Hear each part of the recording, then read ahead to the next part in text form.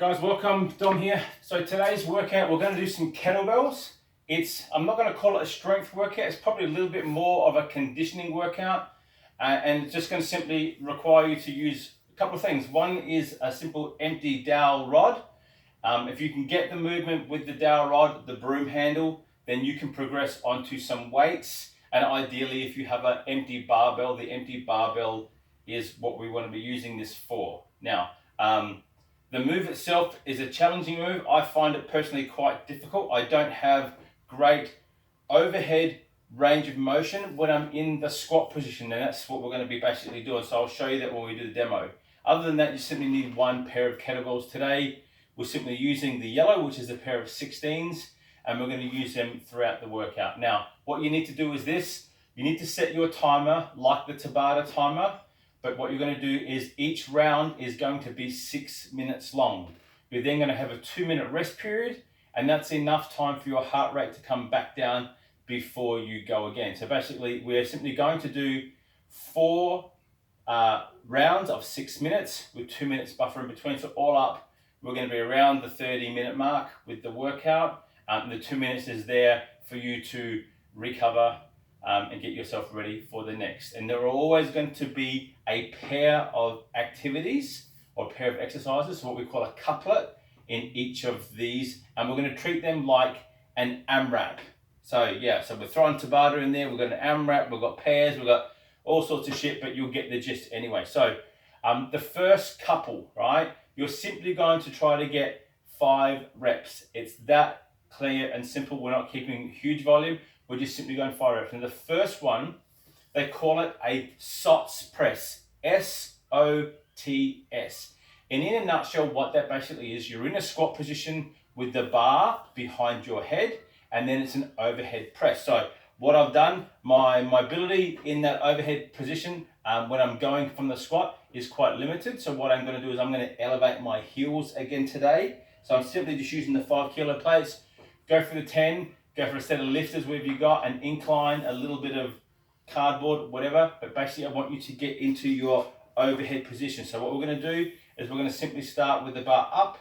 We're going to start on the back of our shoulders already. So we're in that position. Get your feet positioned. You're sitting in that squat. Now for me, I'm already rolled forward. So from here, the press, it's an overhead press and it's back down. We're trying to bring it back down onto our traps. It's a press and it's back down. If that's struggling for you, come up a bit higher, be more active, press, back down.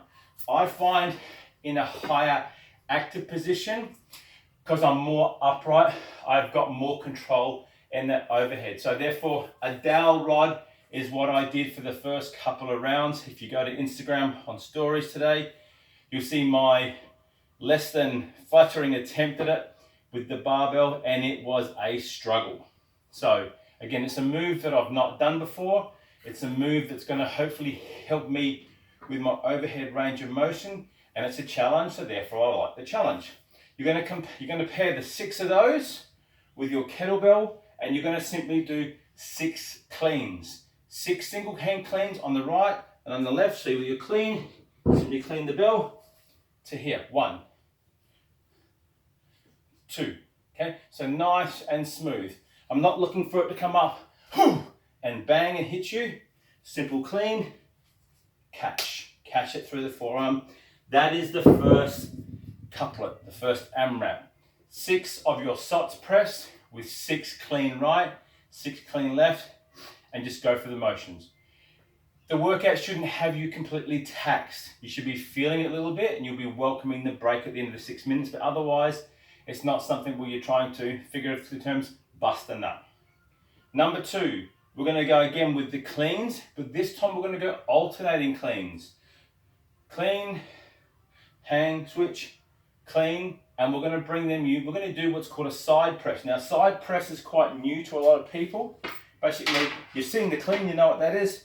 Let's just get down on the floor for a side press. So what the side press is it's like if you're used to doing, you've seen Turkish get-ups, it's a similar sort of move. What we're going to do, we're going to lay down on the floor, we're going to grab our kettlebell. Now, getting the kettlebell initially, if you need to, onto your side in that fetal position, grab your kettlebell with both hands, bring it across. From here, we're going to simply roll onto our side. Now, I'm simply going to put one leg over. I've got my position, and now I'm going to press up and back. So up and back. When I get my reps, I'm going to put the kettlebell down, I'm going to roll over, I'm going to grab the kettlebell from the other side. Now, we're doing the side press because in the next couple of weeks, we're going to start to introduce what we call a bent press. So a bent press is like when we're doing a kettlebell windmill, but we're pressing from a bent position. It requires a hell of a lot of core activation and some core strength. So this is a step towards that. So we're in the rotated position, and you're going to find when you do that, you're going to find really you're working on your core. Now, go with a lighter weight to get it initially, and then go from there. You may find you don't like the position of the kettlebell on your wrist.